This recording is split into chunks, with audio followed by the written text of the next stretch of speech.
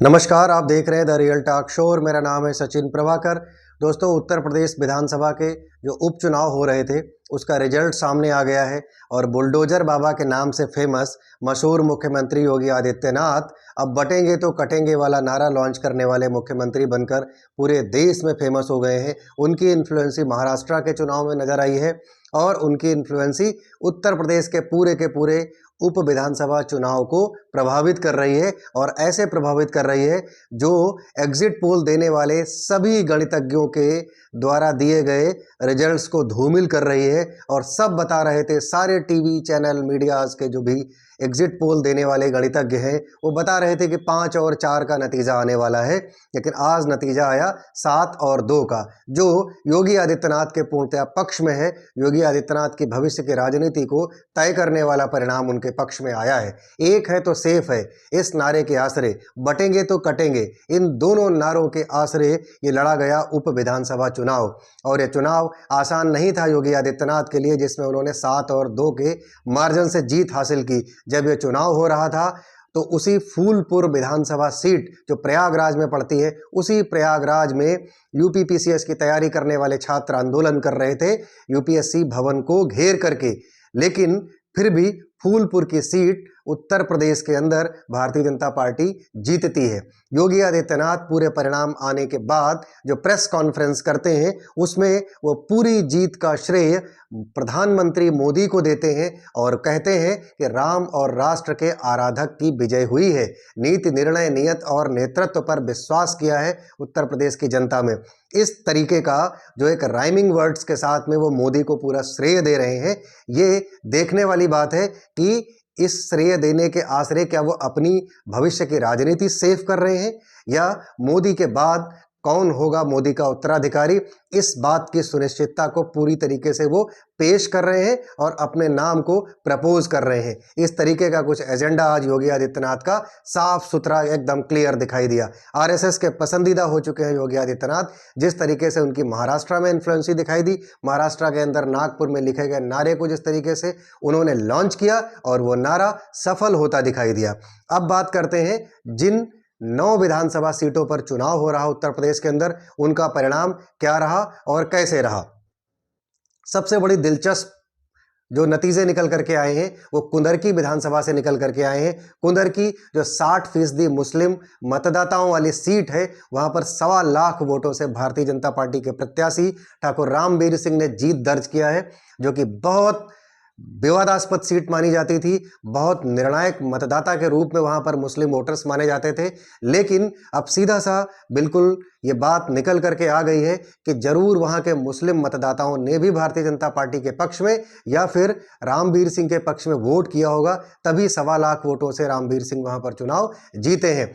इसके बाद अगर हम बात करें गाजियाबाद सीट से, तो 70,000 वोटों से भाजपा के प्रत्याशी वहां पर चुनाव जीते हैं। फूलपुर से 11,000 वोट से चुनाव जीते हैं भाजपा के प्रत्याशी। और जो खैर विधानसभा सीट रही है वहां 38,993 वोटों से भाजपा के प्रत्याशी चुनाव जीते हैं।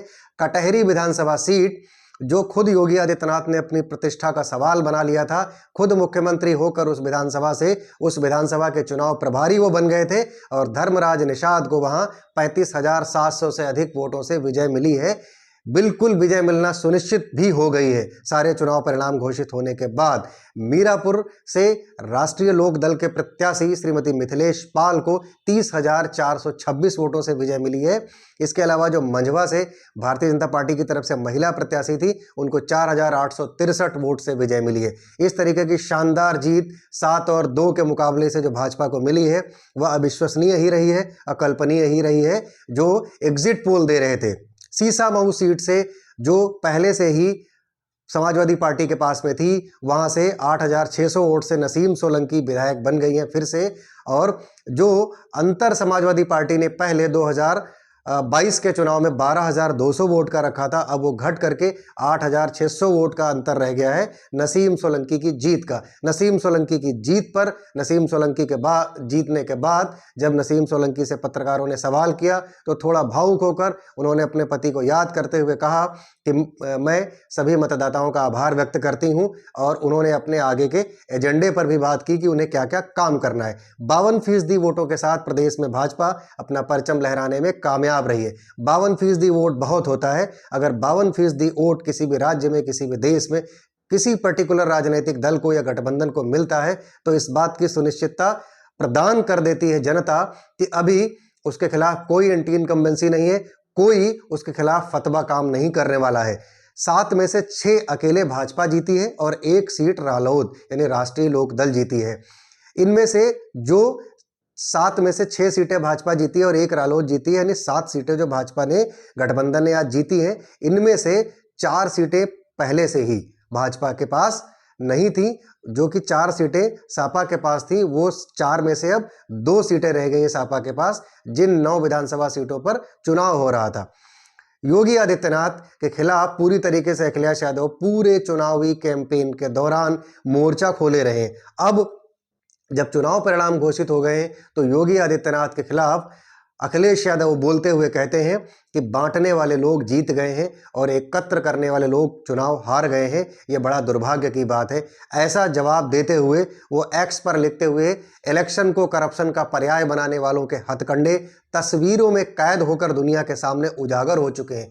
दुनिया से लेकर देश और उत्तर प्रदेश ने इस उपचुनाव में चुनावी रणनीति का सबसे विकृत रूप देखा है। असत्य का समय हो सकता है लेकिन युग नहीं, ऐसा अखिलेश यादव लिखते हैं अपने ट्विटर हैंडल पर। अब तो असली संघर्ष शुरू हुआ है। बांधो मुट्ठी, तानो मुट्ठी और पीडीए का करो उद्घास, जुड़ेंगे तो जीतेंगे। ये एक बार नारा लॉन्च कर रहे हैं और ये नारा बटेंगे तो कटेंगे प्रतिवार में लॉन्च कर रहे हैं।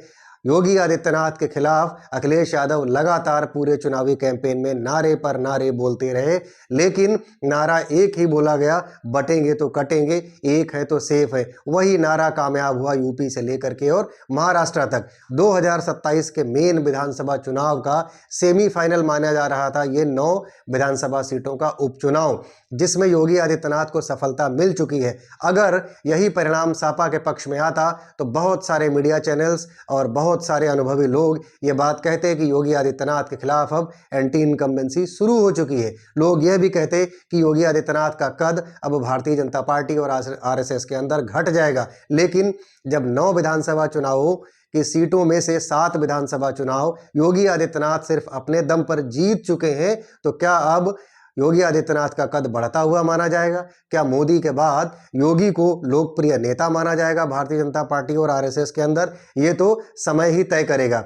लेकिन योगी कभी नहीं चाहते थे कि यह आंकड़ा 5 और 4 का रहे। यदि 5 और 4 का आंकड़ा रहता तो योगी की डोमिनेंसी इतना बरकरार नहीं रह पाती। अखिलेश यादव का भी कद निकल करके आता और ये थोड़ा सा ये प्रूव भी होता कि योगी आदित्यनाथ की एंटी इनकम्बेंसी आ गई है। मगर ये 7-2 का जो परिणाम रहा है ये काफ़ी हद तक योगी आदित्यनाथ के पक्ष में है और भारतीय जनता पार्टी के पक्ष में है।